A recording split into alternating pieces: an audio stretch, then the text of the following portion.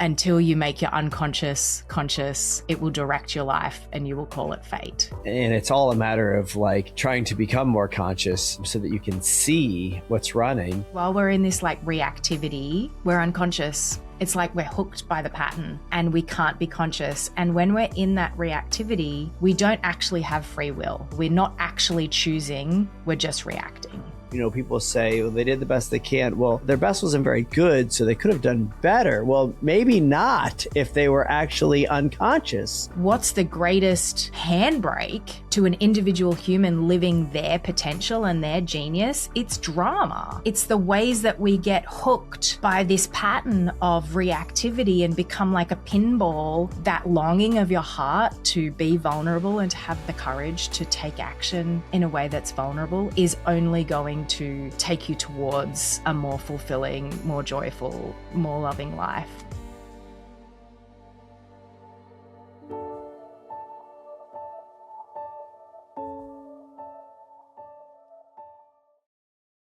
Yay! All right. Well, Amazing. we are here today with Kylie Ryan. Kylie, thank you for taking some time.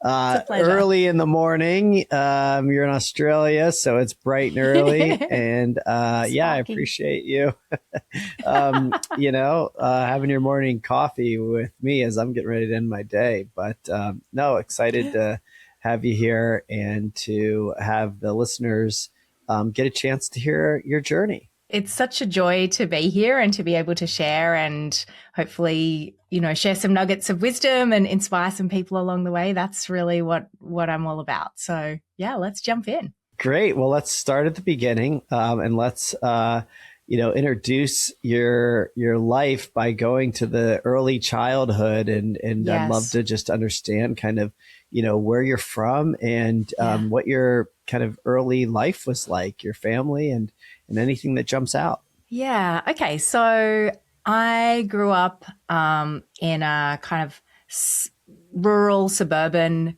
area out in Sydney, in the outer suburbs of Sydney. My mum is a horse rider and my dad was a chef. They're both now retired, but both very hardworking humans and in a tough time in a kind of tough time in the Australian economy. Like my childhood was like through that period. And so, I grew up on a farm. We had horses. We didn't have a lot of money, but we had a lot of horses and we had a lot of dogs.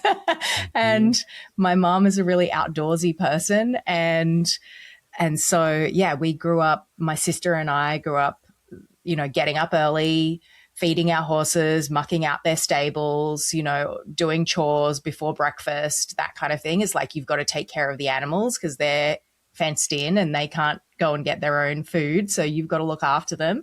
So that kind of, I guess, work ethic and caring for other living things was a big part of my childhood. It was just like that's how things were done. My dad was out working really, really long hours as a chef, out at 6 and not back till 10. And so we didn't see him a lot, but he was, working really hard to try and provide for us and keep a roof over our heads. And so, so I kind of had this beautiful outdoorsy childhood and we went to the local primary school, Catholic primary school. And I guess I learned that kind of, my mom always used to say to me, things that she'd learned from her father. And one of them that she used to instill all the time was knowledge is never a burden to carry. And so this kind of love of learning. And she would also say, like, you can do anything you want to do as long as you're willing to work for it. Mm-hmm. And, there's nothing that you can't do and I will always support you. So in that way, I had a very supportive, like a lot of really great resources that were instilled in childhood, which were really good. And then my dad, around my kind of teenage years when I transitioned to high school, my dad got in business partnership with 2 other guys and they bought a function center. And so like a wedding function center, like the big hall and the thing. And my dad thought this was like a really great opportunity for our family to kind of make some money. And these other 2 guys were like, they seemed like they really knew everything. And And so we kind of they got into this thing, and I was about 12, 11, 12 at the time. So kind of still quite critical forming age. Turned out that these guys were like totally defrauding my father and, really taking him for a ride. And it really put us in a bad position financially. And it ended up like going to court, and there was like serious fraud and all of these different things. And but it put just such a huge pressure on my family. And then my dad had to work even longer and more hours, and we had to move to the function center. And it was like a really stressful time for my family. It kind of probably was the beginning of the end of my parents' marriage at the same time. And so that was kind of my high school years, was going through that. My mum still had lots of horses. My dad was really working it all the time. But now I'm kind of looking back, because I've kind of gone into coaching and helping people get through tough times. I reflecting back, I'm like, oh, wow, that really influenced me a lot more than I realized. And the kind of subtext of financial pressure that was in our house all the time was something that kind of influenced me in ways that I didn't realize. And I had this kind of interesting juxtaposition of having this really, like, we had 30 acres, we had like 10 horses. I had my own horse. Like, we would go to horse shows every weekend. And so by all accounts, looking in, we had a really wealthy life. But at the same time, my dad was under like so much pressure and super stressed, and like, would kind of lose his cool at the drop of a hat, which is understandable for the amount of pressure he was under. And so there was this kind of interesting juxtaposition of having this amazing abundance, and also having this extreme pressure of like, money doesn't grow on trees, and we don't have enough for these types of things. And so that kind of tension was there. I tend to like always ask this question, because it's kind of a curious thing for me to see how people process childhood, but a lot of times, these are things that we think about, in hindsight. We can as adults, having maybe even experienced our own version of this, relate to, and we can see, I felt stressed trying to provide for a family, right? So you're like, oh, I understand what my dad was doing then. But what was it like for you as a kid? Like, try to remember and share, like, what was really your experience like as, a kid during all of that, not, if you can, because sometimes it's hard to remember. But what was it really like?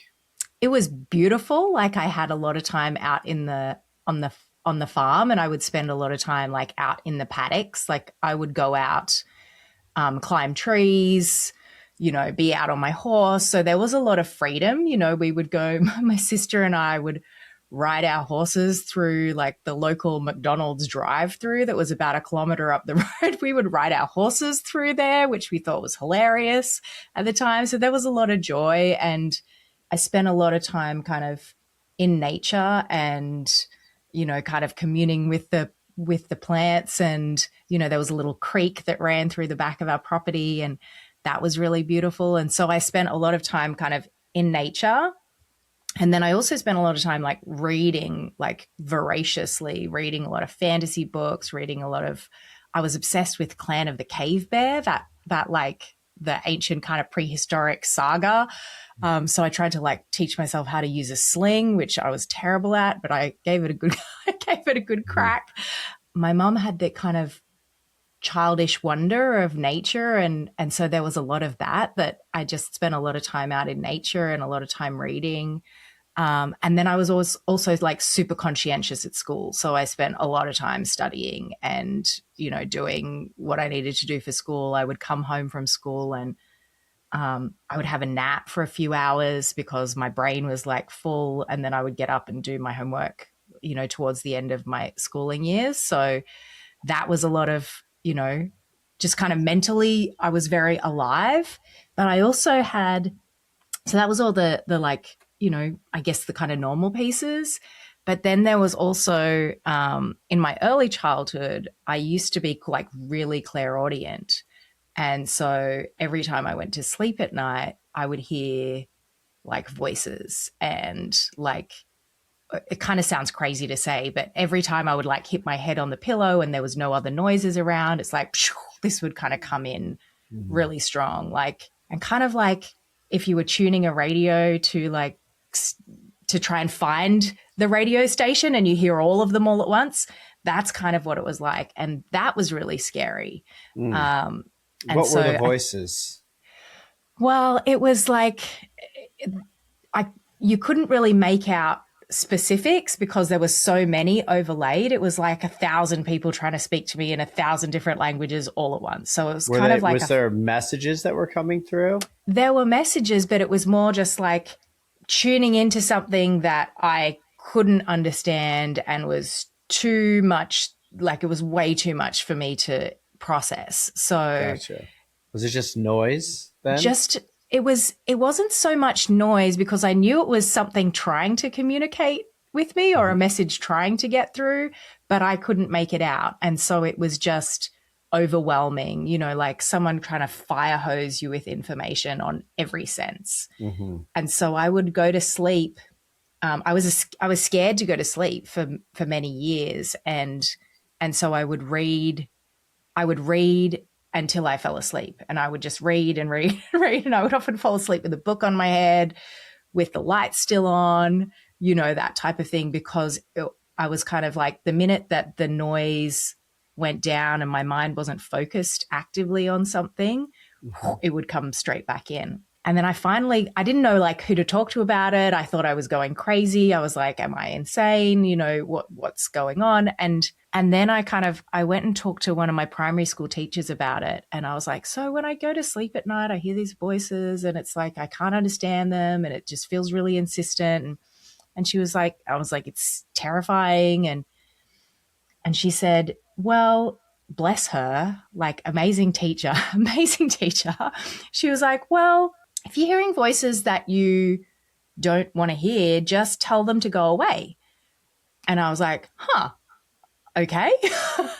and so the night that they came in that night, I was like, go away. I don't want to hear you. You're scaring me. And it stopped. And so that was good. That gave me a little bit of reprieve.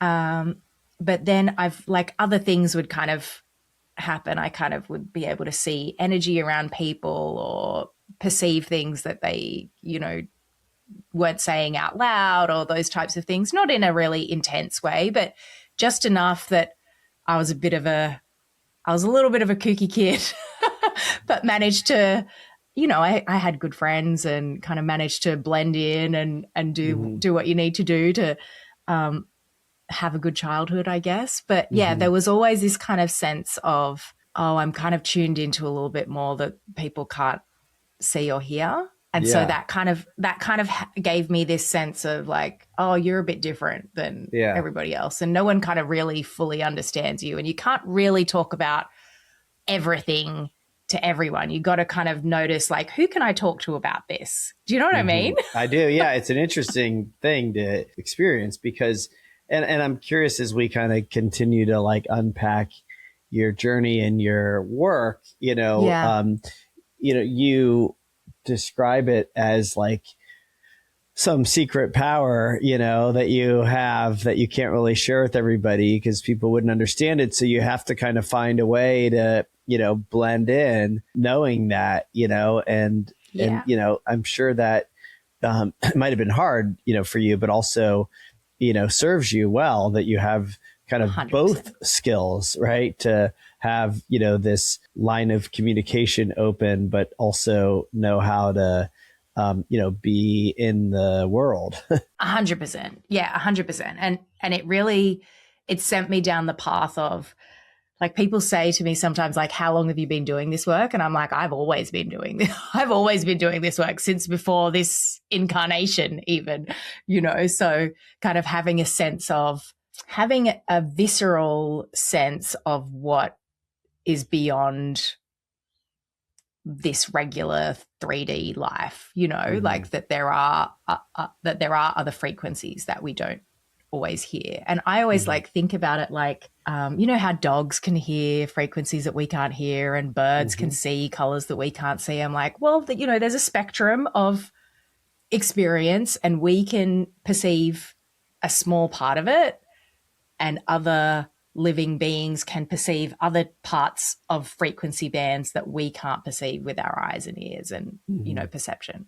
And so it's like that kind of helped me make sense of it, like, oh, maybe you've just got a little bit extra on this particular bit. But it kind of sent me down this esoteric path, you know. So I was reading fantasy books about priestesses and witches and dragons and energy healing and things like that, and shamans, and yeah, and then kind of reading the holographic universe and, you know, Celestine prophecy and these kind of seminal personal growth books when I was like in my early teens. So I kind of had this sense of like, initially it was like, I don't even want to be here on this crazy planet. You know, there's so much, you know, like watching World Vision TV commercials in the 80s and, you know, seeing how much suffering there was in other parts of the world. I was like, oh, this is it. The empathy just used to, you know, it still hits me like a freight train, you know, of like, how can there be such discrepancy? And so I would sometimes be like, I'm not supposed to be on this planet. I'm not supposed to be here. Like, aliens, come and take me home, which sounds crazy. But as a kid, I was like, this is all too much. But it was just that kind of sense of there's something else out there, and there's things that I don't understand, and there's things that are trying to connect with me. And it kind of lived on two levels, I guess. There was that kind of inner world, and then there was the regular, like, I was a grade A student. I got on really well with my classmates. You know, I blended in really well, but it kind of had, I kind of learned, like you say, that shapeshifter skill of, oh, I know how to blend in with this crowd, and I know how to blend in with this crowd. And, you know, I used to host the weddings as well. So I used to be able to like hostess the weddings for my dad, and, you know, so that taught me something. And, you know. Yeah. And you also have, you know, this thing going on in the background of your home where your, you know, parents are struggling and there's a lot of stress. And so talk a little bit about kind of how that all starts to unfold for you in these, you know, it sounds like you're like high school years. Yeah, high school years. Yeah. Yeah, in high school. Yeah, so my mum was heartbroken when she left her property that they had built through my early childhood. And so yeah, that was kind of the beginning of the end of my parents' marriage. And so they, you know, great co-parenting and looking after us. And but yeah, there was tension in the house, and my mum was always kind of more interested in the horses than really anything else. So while we were involved in horses, then it was an interesting, you know, we had a great connection. But, you know, when I wasn't connected with the horses, then mum was with the horses. So, so mum was with the horses and dad was working. And so my sister and I spent a lot of time. That's why I read a lot, because I was like, well, I'm just going to go into, I couldn't go anywhere. I was on the property. It's not like I could ride my bike down to my friend's house because it was like kilometers away from anything else. So I just kind of escaped into reading. That was good. I mean, I learned a lot through that. But yeah, how did it unfold? Well, I just got out of there as soon as I could. Like once I turned 18, I went to university. I studied, I wanted to study music because I'm a singer as well. My mom's a singer and I'm a singer. And I wanted to study music, and my dad wanted me to study law. And so I ended up studying communications. So There you go. Like it's a bit of a midpoint. And I was like, what am I going to do with this? And I ended up doing a writing degree. And I was like, what am I going to do with like a writing degree? But it's hilarious because now I write all the time. And like my whole business is writing emails, writing articles, writing, you know, I'm writing a book on this body of work now. So I'm like, oh, there was some kind of divine plan that I didn't see at the time. But I was like, what am I going to do with this degree? But Yeah. it was really useful. But what happened was the kind of stress of that, I guess, through puberty and all those different things, my parents' divorce, and I kind of counseled my parents through their divorce. Like my mum moved out to the front room because our house was enormous because it had a function center attached to it and there was a separate room. So my mum moved out to the front room, and for a couple of years, you know, they were kind of separated but living together. And I was really close with my dad. And so I kind of, I guess, became the parentified daughter that was chatting with him about things that were probably a bit too, you know, that I probably shouldn't have been chatting about, but, you know, it is what it is. Just helping him through his emotional experience of divorcing, of being separated and, you know, that type of thing. But I started putting on weight through puberty.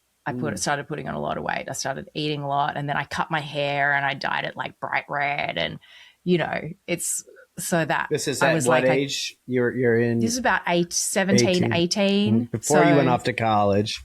Before I went off to college, I put on a lot of weight. So I was maybe like, I kind of hovered around 80 kilos, which is 20 kilos more than I am now. And then I got up to nearly 100 kilos, which is about, let me convert it, it's about 66 pounds at my heaviest, more than I should be for my frame, you know, more than my optimal health. And I felt awful about it. And I went to the gym and I tried to lose weight and I tried to like shift things, and I was singing. I was doing like singing training and stuff. And I had this amazing singing teacher that I met when I was about 15, because I had been singing opera, but I started to get that kind of opera sound. And I was like, I don't want to sound like this. I want to like be able to sing pop songs. And so I got a really great pop singing teacher. And she became like my best friend, and she was my rock through this time. She really helped steward me through this time. Oh my God, I'm getting emotional. And then when I moved out of home while I was studying at uni, I was like 1 year into uni, and I moved into her home because she became like my big sister. And she had a like little flat underneath her house over in Manly, which is stunning area in Sydney. And so I moved out of my family home into her family home, which was like a really good transition of moving out of home into someone, you know, where you care and they looking after you. And it was really nice, and still have some independence. Can I ask you, lived there for a while. before you, you know, kind of move into that chapter, just because, you know, there was some emotion around that. You can speak to this, you know, in whatever depth you're comfortable. The thing that struck me, though, is, you know, when you talked about, you know, the parentified child and how you, you know, supported your parents through their divorce, and, you know, the impact that, you know, that was having on you, you know, along with, you know, normal, you know, puberty and kind of, you know, puberty and all the things. But, you know, you said, you know, kind of it was what it was, which, you know, I get, right? Like, okay, yes. But, you know, that's it's not, you know, ideal, we're not supposed Brett. to be, you know, doing ideal. that either, right? We're not supposed to be doing that. You know, it's not really our jobs when we're at that age, you know, it's not really our job to be the parent. You know, I also joke, you know, that I sort of joke, kind of my version of is what it is. But like, you know, I was kind of raised to be a man when I was just a kid, you know, and oftentimes, you know, many of my childhood photos are me in suits and ties, you know, which I've mentioned, you know, quite a bit on the show. So, you know, obviously is a thing, but, I mean, it just, you know, not uncommon for, you know, kids to be asked to grow up, quickly, sometimes, you know, as a result of divorce. These are all threads I've tugged on and heard repeatedly. You know, this is the second time today that I'm interviewing somebody who's talked about divorce and the role that it played, you know, especially in these years. And, you know, my parents divorced when I was 10, and I know it had a big impact on my sister and I. And, you know, it's not that, you know, anybody's done anything wrong, but these are, you know, impactful experiences $100%. for children. And even, I don't know your parents, but, even if you say that they did, absolutely the best they could, Yeah. it still doesn't mean that as a kid, that's not, a It was lot to take perfect. on.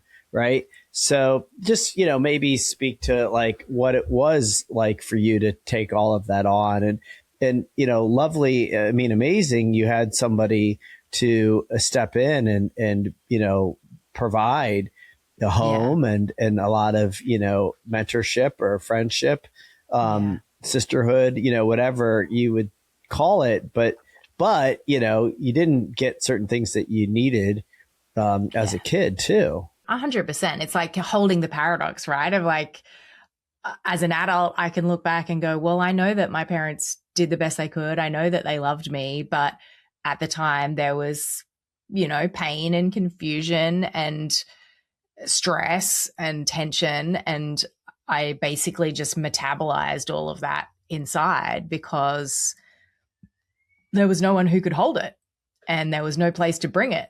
And so why did I put on weight? Well, because I was metabolizing all of those emotions, and you just shove some food on top and then it keeps it down. It's hard because, talking about it later, you don't want to disrespect you. I don't want to disrespect my parents. I know they were good people, but at the same time, yeah, it was really hard, and it does have an impact, like it's one of the things on the adverse childhood experiences scale, like divorce, violence, all these different things, trauma. It's like, that's my point on the ACEs scale. Mm-hmm. Um, but it's like a lot of people go through it, and it 100% does have a huge effect on you because you're like, well, I'm half this and I'm half that. I'm half Yeah. my mom, I'm half my dad. And now they're talking negatively about each other, Yeah. and my dad also used to compare, because I was like quite conscientious. I went the conform, people please, do whatever you can to make the house work. And so I kind of took on that role. My sister went the other way and she was like, rebel, do whatever you want to do, go out with the horses and don't worry about school and, just do what you want to do. Um, and so my dad used to compare my sister and I and be like, why can't you be more like your sister, to my sister? And so that, of course, like created another huge tension inside me of, well, the more I'm a grade A student, the more it's going to look bad on her. And it created this tension in me that actually, yeah, it kind of capped me in many ways of like, I don't want to separate too much from her and I don't want to create the gap too much and I want to look after her. And so, yeah, that was a challenging piece as well. And so the comparison between us was really tough because Mm-hmm. yeah, I was like, I want to do well, but I don't want my sister to be compared to me and I don't want her to be put down because she's different from me, because Yeah. she's amazing herself. But my sister kind of copped a bit of that, like, well, you're like your mother and that type of thing. So, um, yeah, that was Mm. difficult. Yeah. That was And difficult. how did that impact your relationship with your sister? It was tricky because like we were close, but then we were also wedged apart by the comparison. Um, and so there was like, I guess we're 18 months apart. And so she's like close in age. And so we kind of had the scrappy childhood arguing with each other or fighting over dolls or whatever. But then there was like, oh, we're going through this together and it's only us that know what Mm-hmm. it's like. So that was bringing us close. Um, but then we kind of drifted apart. Like I felt awful about leaving. Like I left at 18. My dad had got remarried by then, and had brought in his second wife, and then she had children, and so we kind of became like this weird partridge family for about, I don't know, maybe a year. And I was like, I'm out of here. This is too much. So that was another kind of thread in that. That was another thread in that like chaos that was going on. Mm-hmm. It's funny because only in the last couple of years I've helped my sister in a couple of different ways with coaching, and she went down the horse path and was like in racing and show jumping, and she's just kind of been a horse woman her whole life, which is a difficult business to make good money in. And so in the last couple of years I've like helped her with coaching and helped her kind of shift a few things in quite dramatic ways. And I feel like there's some part of my childhood promise to her as a big sister that I've been able to bring back around, but it's like 20 years later. So yeah, so there was tension there, and I felt like I couldn't protect her. That was the hardest part. Yeah. Yeah. I understand. Yeah. And again, just seeing, the emotion, it's like, and wasn't really your job, Yeah. And you say something that I never really thought about. I guess I have thought about it, but I've never really talked about it. But I also think about like protecting my parents, on podcasts and stuff. Yeah. Because I love them, and I, believe that, everybody is doing the best they can. My father's since passed, so I don't really like have to protect him. But but I guess what I was thinking is, in some ways, like when we protect people, we're actually like kind of keeping something in the dark that doesn't really need to be in the dark, right? Because if it's true that parents are doing the best they can, and some do better jobs than others, but right, like, I know as a father, I'm doing the best that I can. I'm certainly trying, and I would, and if I'm imperfect, or make mistakes or do things wrong or poorly, I'm a human being, right? And so, shouldn't we like bring just the humanity and the challenge of being a parent or being, any role, a sister, in a complex, family dynamic. I mean, these are things that aren't uncommon.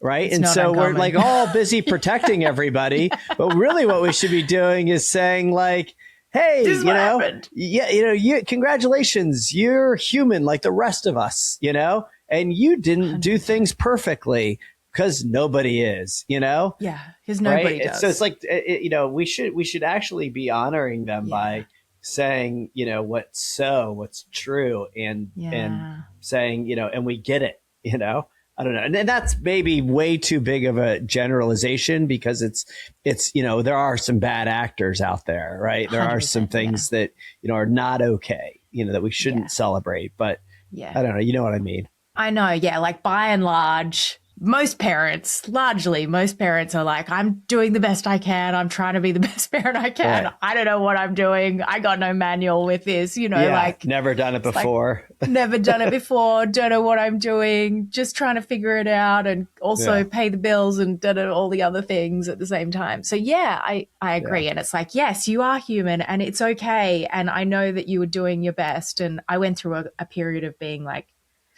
quite estranged from my dad for about 20 years. Mm-hmm. And we've just like in the last few years circled back around and kind of healed that rift and kind of brought the family back together, which is so, it's like, you don't realize how much of a toll estrangement takes on you until you resolve it in different ways. And so, well, like good for you that you were able to do that. I also went through a period where I didn't speak to my father for a long time, and we did reconnect prior to his passing, thank God. And then, he passed, and I, wished we had, done it sooner. Spent more. Right. So you're right. You don't realize sometimes, what, you're holding or what you're missing until, you get it back. Yeah.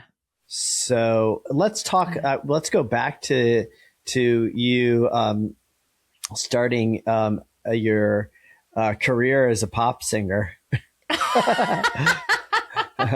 I do want to hear about you. Getting into music and Yeah. what that was doing for you at the time. And Oh, how you were like finding. I'm imagining you're finding your voice, right? yeah. As a woman, right? Because you're Yeah. struggling through all these family things and the weight, and having some, safety and security in a home, but you're Yeah. singing, so you're also literally trying to find a voice, in a genre, Literally. right? Yeah. So I don't know, talk about that. It was such a really pivotal time of my life. And so much of that has kind of shaped different things. So I was living with my friend Shirley, who was like, well, when I was about 20, she was about 36. So she was about 16 years older than me. So like a real kind of big sister mentor. And she was a professional pop singer and session musician more than pop singer. And so she would do like backing vocals on all the big pop albums and, ads and jingles and things like this. She was a working session vocalist. Amazing, amazing ear for harmonies. And her partner and her, they had a studio in their home. And so she would often bring me in to like thicken up the vocals. And so I learned um, how to sing harmonies and how to sing with her and be in sessions and be in recording studios and all of the technical stuff of that. And she just kind of brought me in and yeah, and then at the same time she was a part of running this singing school in Manly with a different lady, Alice. And they had this business partnership and they were like an incredible duo and so loved, and they had all these like teens and kids that would come and sing and learn, and so I was kind of a part of that culture for a while. And then a couple of years into it, so I was kind of at uni at the same time, so I wasn't really like singing professionally much. I was going to uni and learning how to sing and this type of thing.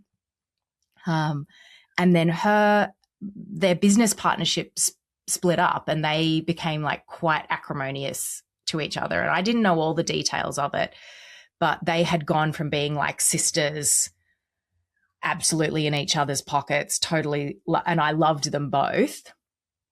And so then there was another divorce of the people that I looked up to. Mm-hmm. And so, yeah, she ended up, Shirley, who I was living with, ended up getting very sick. But just before that, I moved out of her house because I started learning NLP, which is neuro linguistic programming. And the other lady, Alice, had started studying this NLP stuff. And she was like, oh, let me help you.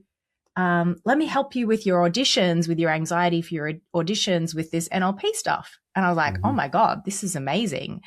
And so we started delving into, so that was 23 at this time. And so we started delving into beliefs and the unconscious. And we found this belief. So I was still quite big at this time. I was curvy, big boobs, big hips, very curvy kind of, remember that character Jessica Rabbit from the cartoon movie? I had a very Jessica Rabbit kind of vibe, but very curvy. Mm-hmm. And it was a lot. I used to kind of get a lot of attention, but then I was also kind of repelling it at the same time. It was weird. Mm-hmm.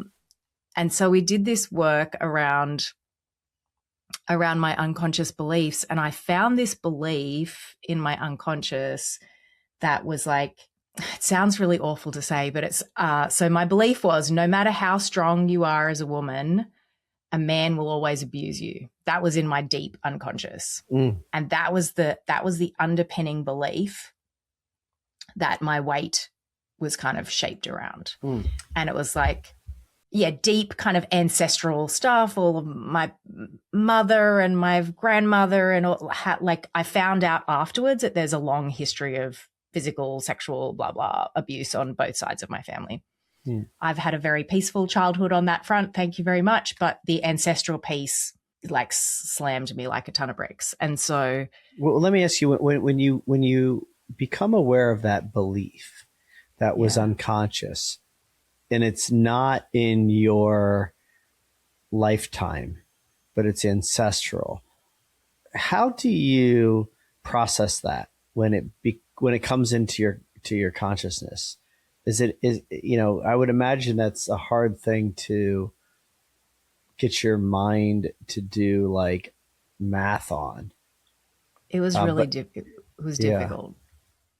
Yeah, it was difficult. And so we did a process called timeline therapy, which is a very well-known process. It's basically a form of regression therapy. And so you kind of go into trance-like hypnotic state and you go back and you find the core belief genesis, basically.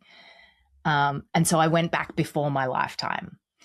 And so I guess the processing piece was like, oh, I dropped down into my grandmother's experience of abuse.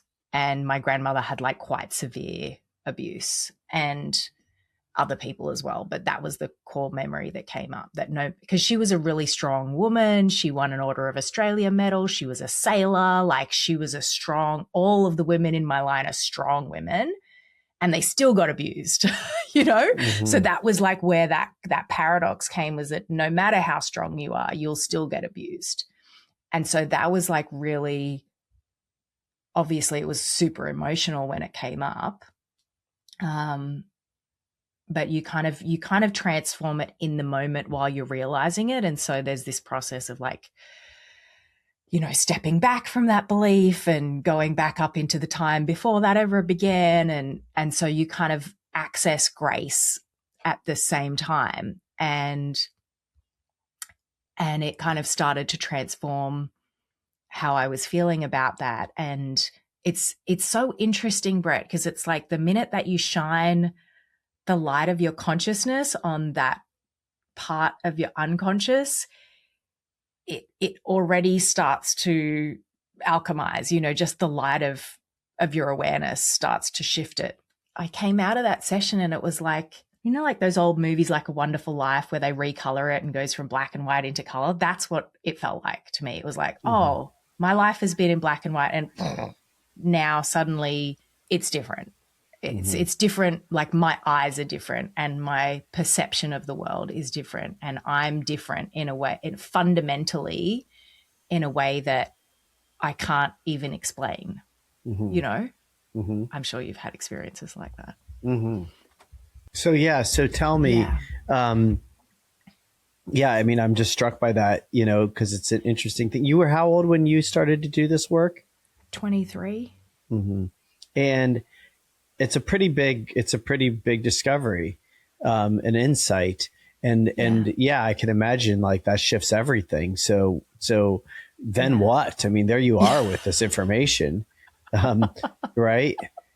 And I'm also wondering, like, and you can kind of like tell me how this starts to come back in, but I'm still kind of thinking about, the voices, right? Yeah. I'm wondering like to what role was that playing in this? And you keep going. Tell me, kind of how things start to unfold for you with this knowledge. It kind of made sense to me in a way. It kind of puts things in perspective. And, my dad's Irish Catholic, and he was also orphaned when he was about 15 years old, and came out to Australia in his early 20s. So grew up with Jesuit priests in a boarding house and the youngest of 13 brothers. And, so he had a rough childhood. Himself. And so, kind of unpacking that and going, oh, okay. It kind of made sense to this feeling of why is there so much suffering, and this kind of deep empathy and I don't know. Yeah. Like this connection with people's suffering that I've always had, even though I've had quite a, like, on the surface, a very privileged life, a very privileged, very sweet middle-class life. But, having that deep connection to that suffering. And so shifting that belief. And then we went through this process with Alice, with my NLP coach, and we started clearing, like, we do the kind of the standard NLP clears, which is like you clear anger and then you clear sadness and then you clear guilt and then fear and then guilt and then shame. And so it's like kind of doing this big emotional excavations and unearthings of the gestalt of these emotions that are, the gestalt is like the filing cabinet, I guess, of these emotions in your psyche. Mm-hmm. And so I kind of did this huge clean out at 23. And then the year after that, my life completely shifted. I lost 20 kilos. I was also like taking party drugs and going out Mm-hmm. and drinking and, you know, like a 20-year-old, but Mm-hmm. all of that. I was studying and working and drinking and partying and all of that. So I stopped all of that, and I started going to auditions for bands. I was like, well, I want to be a singer. And so I started going to auditions for bands and auditions for working with DJs and stuff. And I auditioned for a band out in the Sutherland Shire, which is where I now live, and found the man who is now my husband, but then became my bandmate. And so I, like, in the year after doing that work, Brett, my life completely changed. I lost weight. I like stopped taking party drugs. I got out of debt. I met the man I'm, you know, married to. I started singing professionally. It was like my whole life went night and day. Isn't that amazing? You were just holding on to something that was just holding you back. And, you know, with that discovery, just everything opens. Everything opens. Unbelievable. It's also fascinating as to how that probably does run most people's lives. That's what I became obsessed with, because people would be like, oh my God, you're so different. Like, I barely even recognize you. And I started, you know, getting cover band gigs, and then I got singing with DJs, and I was singing with all the cool DJs in around Sydney. So that was super fun. But people would come up to me and be like, what have you done? Like, what is this? And so I kind of had this, like, in my early 20s, then I kind of had this double life where I would sing in nightclubs 3 or 4 nights a week with DJs to house music, and, you know, rock the crowd through the night, Thursday to Saturday.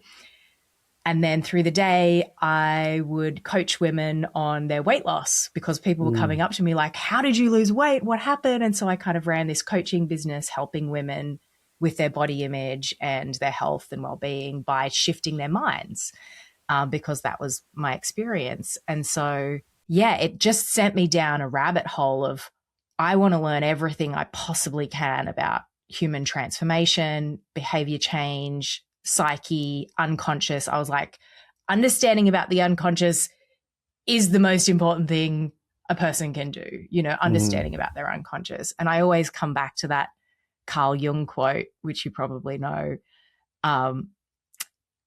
until you make your unconscious conscious, it will direct your life and you will call it fate. Yeah. You know, and it's just that thing. It's like we're broadcasting and co-creating our reality constantly, but a lot of the things that we're co-creating with is running in the background of our mind, and is like stuff that we've been programmed with that we're not even aware of, you know. Yeah, this is why, you know, I try to unpack the journey in this way, because usually people that are doing things that are, you know, impactful or extraordinary, you know, of some level of, you know, success, you know, they have a story behind it, you know, that makes perfect sense, you know, when you, because I believe that you kind of have to have embodied something previously to 100%. Want to do that kind of work. And I don't know if that's like a necessity, but it does seem to be common that, you know, people that are, you know, high achieving are using their lives as and their experiences in life to create, you know, from that place and ultimately in service of other people. That's, you know, I think to me why we're here. And it's all a matter of like trying to become more conscious so that you can see what's running so that you can, you know, my framework that I am using with founders, you know, and others that I'm coaching and advising is really awaken, align, and expand, right? You have to wake up, right? Become Yeah. conscious, then get aligned, with, okay, that's what's been running, who am I really? Why am I Yeah. actually here? Right. And then, Yeah. Yeah. things like you just described, that expansion, right? The weight, the work, the husband, it just starts to like, unfold, right? In Yeah. expansive ways. Yeah. And I think that's the gig, It um, 100% is the gig. right. And then, then kind of using that all in service of other people, is really, ultimately, I think what we're supposed to be doing. So amazing that, you went through all of that, so that you could, Yeah. start to do this work. And so tell me about, kind of how you start to really move forward with making this Yeah. your life's work. I know it's, Yeah. taken, several iterations and until you, kind of land on what you're doing now. But, kind of share with me what's important about, that next, chapter or chapters of, the evolution of this work. Well, it's interesting because like I did that whole chapter with the weight loss for women and that was super rewarding. But then I was like, oh, I want to help, you know, I want to help with. I started kind of hanging out with entrepreneur communities and coach and entrepreneur communities. I'm like, oh, these people are like, they've got batteries and Mm-hmm. got batteries included, and I can still see there's so many ways that I can help on that front because I just kind of became an expert at helping untangle the places where people are tangled up, or the places where they're running unconscious patterns. And so that kind of developed and developed, and I started training coaches, and qualified in NLP as a trainer, and I started training coaches because people are like, how do I do what you do? And then training the coaches and then mentoring the coaches and then hanging out with other entrepreneurs. I'm like, oh, I can actually really help you, you guys. And so helping people, starting to coach people who were like dramatically more successful than me was a real kind of leap as well. Yeah, because I was like, I'm always kind of lean more to the healer side than the business entrepreneur side. So I was kind of more on that helper, helper type of thing rather than the super business success. And Mm-hmm. so starting to coach people who have a lot of business success, I was like, oh, there's a dynamic here. And then when I started learning about the drama triangle, which is Stephen Karpman's model from transactional analysis, the victim, the rescuer, the perpetrator, he calls it. I was like, ooh, there's something here. And I was also like always obsessed with sacred geometry. And Mm. so, um, I started kind of down this pathway with the drama triangle from when I was teaching it to my coaches.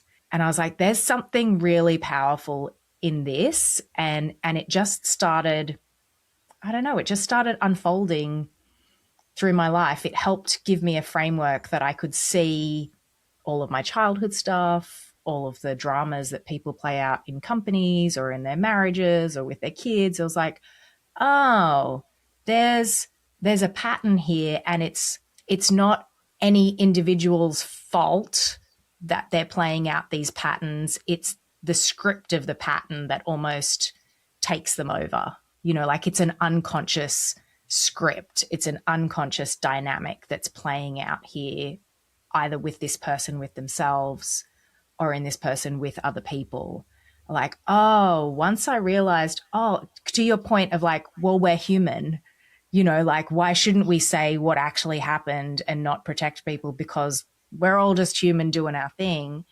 This was kind of an entry point into that level of compassion, understanding, empathy, forgiveness, grace, whatever you want to call it. It's like, once I kind of got, oh, these are the ways that I play the victim. These are the ways that I play out the rescuer. These are the ways that, because I lean rescuer in the drama triangle, what I found is that people tend to really resonate with one side of the triangle and really kind of repelled from another side. And I was like really rescuer, avoid aggressor, perpetrator. And I find that often quite successful entrepreneurial people tend to lean more aggressor because they've got a strong vision that they just want to get happening and they want to push through and make it happen, and can kind of steamroll people in the process of actualizing their vision. And so I was like, oh, I can see how I'm actually imbalanced here. And what I realized was that each of these three corners of this triangle hold gifts, like any archetype has good and bad, challenging stuff and supportive stuff.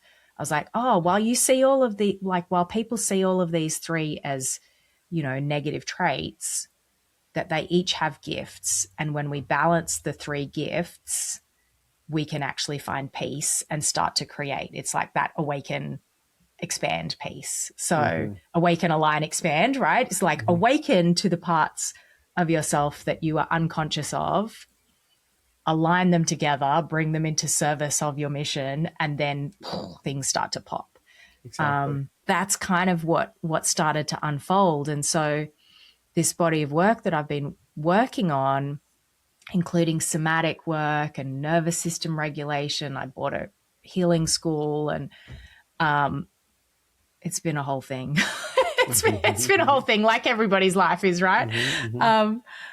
But this piece of, oh, okay, I can help people unwind this code of drama, because while we're in this like reactivity, we're unconscious. It's like we're hooked by the pattern, and we can't be conscious. And when we're in that reactivity, what I've been thinking and what I've come to recently is that while we're hooked by the patterns, the drama patterns, we don't actually have free will. We don't actually have free will. We're not actually choosing. We're just reacting. We're just reacting from our conditioning. We're reacting from our childhood stuff. We're reacting from the pressures and whatever the obligations and the conditioning of how I think I'm supposed to be as a man or a woman or a father or whatever. It's like, I don't actually have free will in this. I'm being pinballed into this, into this behavior by this dynamic. Yeah. And that's so you're not actually interesting, conscious. Yeah, it's a very interesting frame, because my wife and I will sometimes, and one of my sons, we've kind of talked about this. There's a television show, an animated show called BoJack Horseman. Oh, yeah? I don't know if you're familiar with it. No, but I'm not. Yeah, it's fascinating. It's quite a deep show about a horse, actually. Cool. I'll check it out. It's sort of a bit edgy, but at the depth of it is really a story about psychology and human beings and awesome. Meaning and purpose and so on. And anyway, we kind of discuss, debate this conversation of the best you can, right? And it's an interesting thing, when you say like you don't actually have free will. You don't. Some people would argue that. People right? would They argue say, with me, of yes. course you do have free will. You always have free will, right? Yeah. But there is a distinction there. When you're unconscious, do you really have free will, right? Right. So it's an interesting way to look at it. I think that kind of gets at the root of that debate, right? Yeah. That people say, well, they did the best they can. Well, but their best wasn't very good, so they could have done better. Well, maybe not if they were actually unconscious. Maybe they couldn't do any better because they weren't conscious enough to be able to make a different choice. They did not have free will to do that. And again, it gets tricky because, what they're a victim of is their own of themselves, right? But it is the level at which they're at and operating from. Mm-hmm. It's like, and that the deeper I've gone down this pathway, particularly with nervous system stuff, and like I teach this emotional clearing certification and blah, blah, but it's like, it helps us unwind the nervous system triggers. And it literally is like, we call them triggers and it's become like a pop psychology term. But you know what happens when a trigger gets pulled? The gun goes off or the button gets pushed and the whatever it is that's triggered happens automatically. Yeah. Automatically, And so it's like there's no space between the stimulus, the trigger, and the response. It's collapsed. So there's no space for consciousness there. There's no space for choice. And it's like, come back to Viktor Frankl's incredible work, Man's Search for Meaning, that the space between stimulus and response is where your choice is. And when we're triggered, we collapse that space. And so you actually don't have a choice. And so what I've been working on is with the kind of dichotomy of okay, I'm okay with doing this and I'm okay with not doing this. And until our nervous system can actually be neutral about the doing the thing and not doing the thing, like from one end of the scale to the other, you don't actually have choice. Mm-hmm. Because it's like if you're completely repelled and like go into fight or flight about the idea of leaving your marriage or quitting your job or, whatever it is, whatever the choice is that you're kind of mulling over in your mind, if you have some kind of nervous system trauma response reaction to one of the choices, of course you're going to make the other choice. It's like there is no choice. You're just reacting. Right. So a part of my like process working with clients is helping them get okay with at an actual subconscious nervous system level with like, okay, I'm okay with leaving my marriage. I'm okay with staying in my marriage. I'm okay with growing this company. I'm okay with not growing this company, And I think so many people are driven into these pathways that they think are their choice. And you later like reflectively rationalize, well, of course, it was the best choice that I made and blah, blah, blah. But it's like, until you actually can be fully okay with all the options, you don't have choice. Yeah. You're just it is true. reacting. I mean, right. I think you really describe this part, you kind of did it quickly, but I think it's important to highlight because, oftentimes in my life, I've struggled making big decisions. And then after I've made them, I think to myself, God, that I'm specifically thinking about, when I started my business, I really put a lot of thought and effort and discussing it and talking about it and coaches and therapists and with my wife and with my family at the time. I was in a family business and, should I, shouldn't I, a million pros and cons and this and that. Right. Yeah. And could I succeed and what would I call it and what would it do? And what if I didn't? And the jump just looked a mile wide. Right. And then you make the jump and you're like, what was I waiting for? Like, what took so long? Yeah. Right. And I think I have rationalized that sometimes. Well, these are big decisions. Of course you should take time. Of course you should be thoughtful. Of course you should really, give it its proper due. Due diligence. Right. Which is, can be true, but a lot of times, that's really not what it's about. It's about some other unconscious thing about failure or looking a certain way or whatever, the many things that it could be. Yeah. And so, this is a loop, that many of us find ourselves in. And again, it's so much of it is unconscious. So talk a little bit more about this work that you're doing. And I don't know if we skipped over anything that's, really important, but I do really want to make sure we take some time to talk, in detail about, what you're doing, how you do it. I think I've come to the point, like when I connect with my mission and like circling back to, I guess, the voices that you were interested in my childhood, is that I've always had a deep, like bone deep, every cell of my being sense that my mission on earth, like being here incarnated in this body right now, is to support the raising of consciousness of the planet. No question. Absolutely. That's what I'm here for. And I've always had that sense. Like ever since I've been conscious, I've had that sense of like, I'm here to help make like raise the consciousness, which sounds like a, kind of crazy thing, but a lot of people have this feeling. I would maybe argue it. Maybe we're all here to do that, but I some of us 100% aren't. aware of it. Yeah, Aware of, right? Not yeah, everyone's aware of it. It's like, yeah, we're all here for that. But yeah, I've been super conscious of it my whole life, yeah. basically. And so I've kind of had this tension of, how do I do this? How do I like make the impacts that I'm really here to make? And how do I help people in the way? Like, how do I help ease suffering?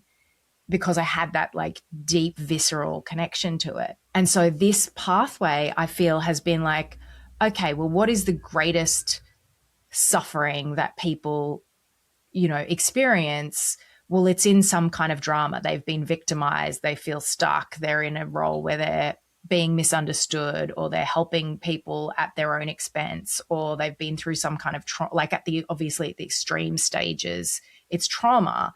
But just in the everyday life, the greatest suffering is just relationships that are not working, relationships where you love someone and there's nowhere for that love to go, or you're just like, you can't connect with them. You say one thing and it's misunderstood, or they say something and you misunderstood. There's hurt and there's pain and blah, blah, blah. So it's like, what's the greatest handbrake to an individual human living their potential and their genius? It's drama. It's like, it's the ways that we get hooked by this pattern of reactivity and become like a pinball, to your point of what was I waiting for?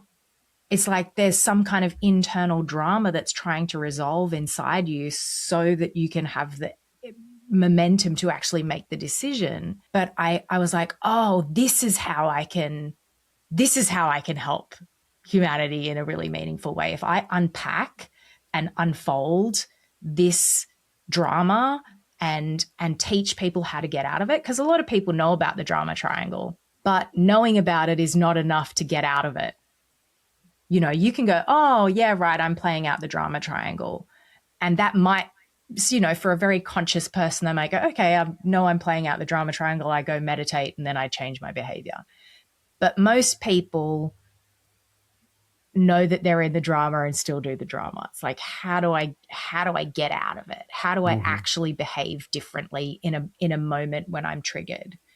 And that's what I've got kind of really obsessed with, is like, how do I bring people back into their essence so that they're not being handbraked, held back, weighed down from fulfilling their unique potential, and bringing their gifts to the world.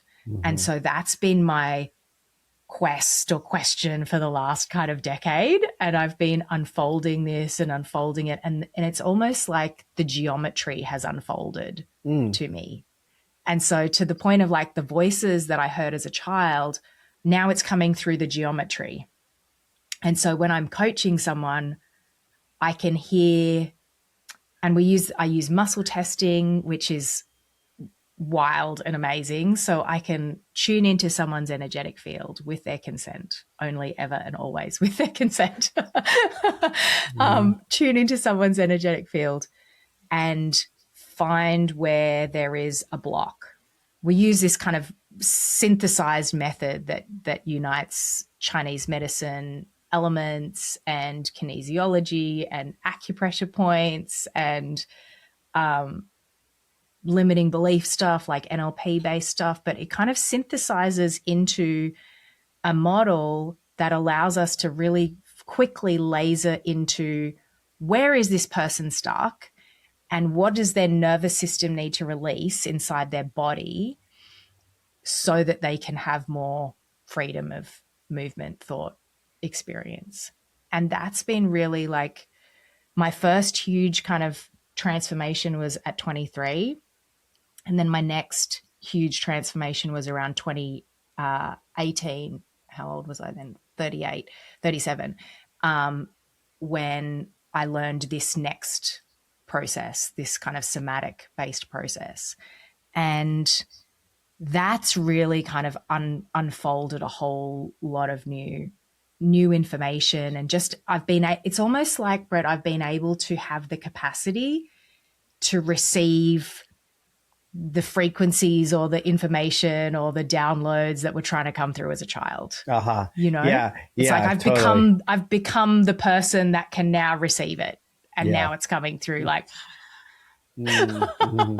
Yeah. you know? It's, yeah, receiving is thing that I think we have to arrive at. Yeah. You know, it makes sense. You know, and that might sound a bit weird to most people, right? But I do Yeah. believe that, you know, and sometimes these sound like just like words or things that people say, and a lot of talk in the medicine world, and people have a Yeah. lot of downloads and so on, right? You know, but I do think if you kind of strip away like all the noise around all of that, like the Yeah. truth is there's a intelligence that's not really easily understood, Yeah. and it's always at work, you know, and it's, you know, what I call God, but Yeah. that word alone, you know, spooks people, Yeah. you know, but whatever you want to call it, right? Yeah. A higher power, something The greater higher than we can intelligence understand, field. you know, right? Field. Yeah. But you can't really understand it. And then, you know, I do think that as we do work, you know, we can create some space to be able to receive, you know, and the last journey that actually, it's been a couple journeys ago. That was one of the big messages. There was this like Yeah. really like visual, you know, thing that occurred of this like this like waterfall of energy that was, you know, coming in, Yeah. and you know the message was to receive, right, and I think, you know, what came through for me clearly is you have to have the space to do it. You know, you have to clear out a lot of the gunk and the noise and the busyness, you know, to notice what's being given to you, right? Whether that be information or um, gifts of any kind, or Yeah. right, you Yeah. know, all the things, the beauty that maybe we walk right past. You know, Take for granted. so Yeah. much is being given. It's a matter of receiving. You know, 100%. and including, you know, language that maybe, you know, you otherwise, you know, couldn't comprehend, that Yeah. comes off as noise, but they're, you know, it's, you know, in another space, it's something you can clearly, uh, you know, receive and Yeah. understand, comprehend. Yeah. It's beautiful. It's Mm, 100% that.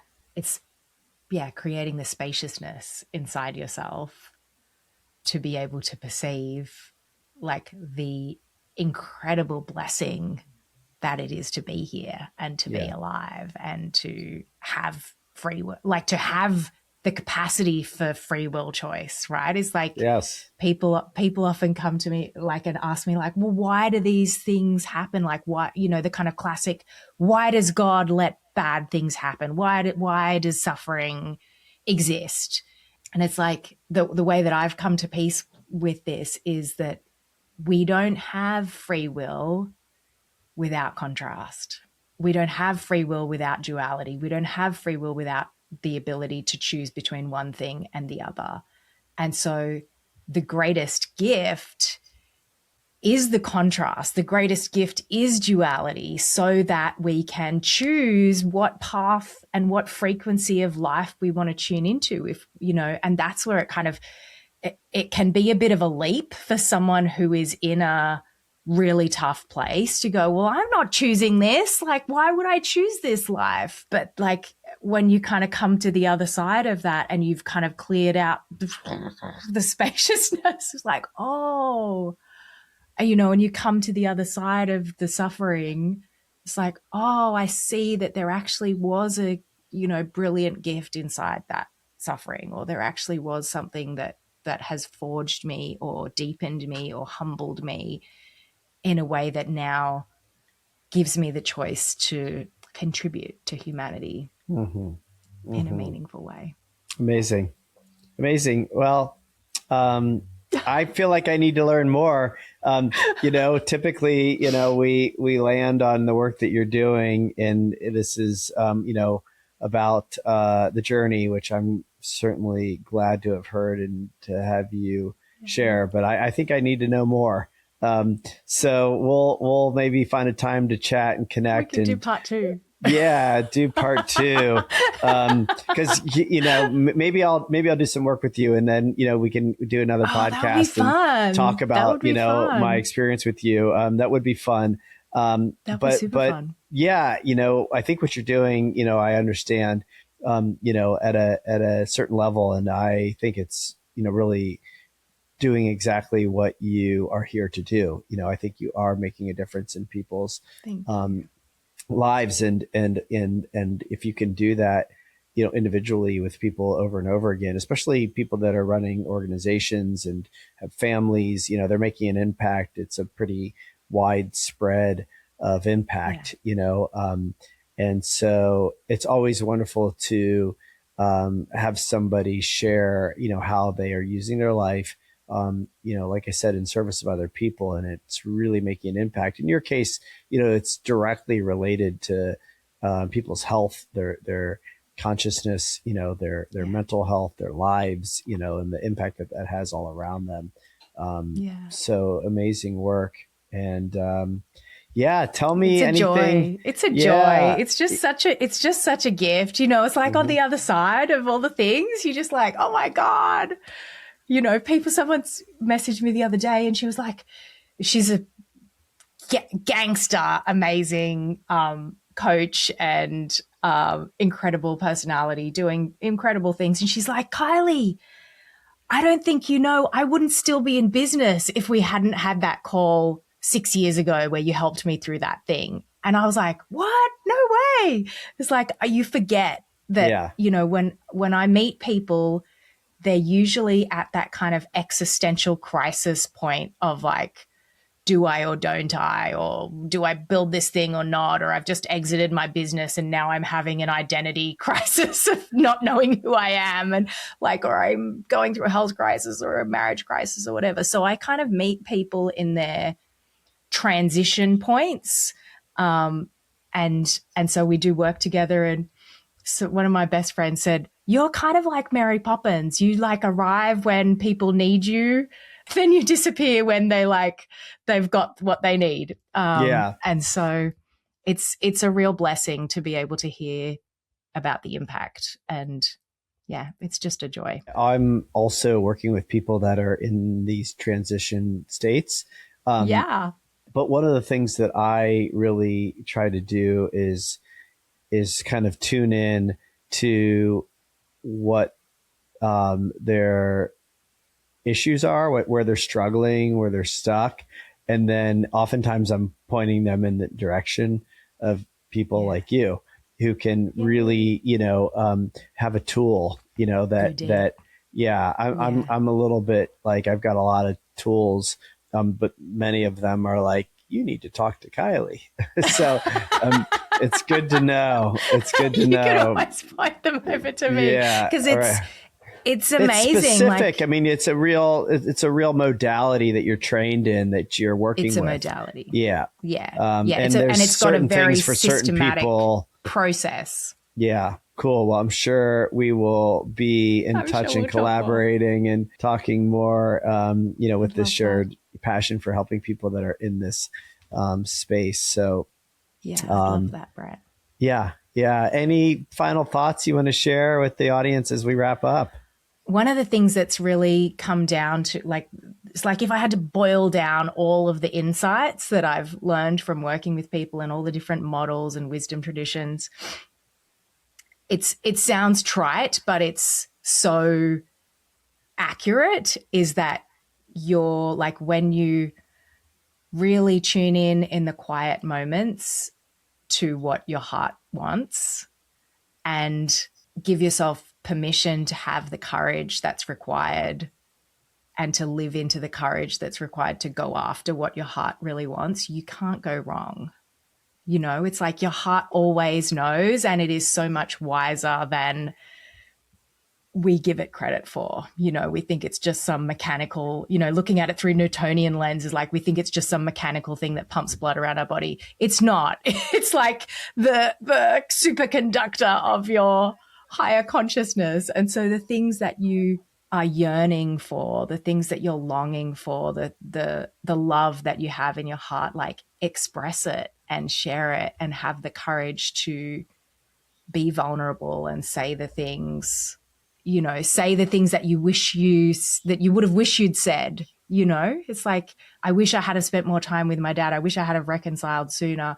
It's like that longing of your heart to be vulnerable and to have the courage to take action in a way that's vulnerable is only going to take you towards a more fulfilling, more joyful, more loving life, Yeah. So wherever you're at, that's the kind of universal advice. It's like, have compassion for yourself, listen to your heart, and have the courage to be vulnerable. Yeah.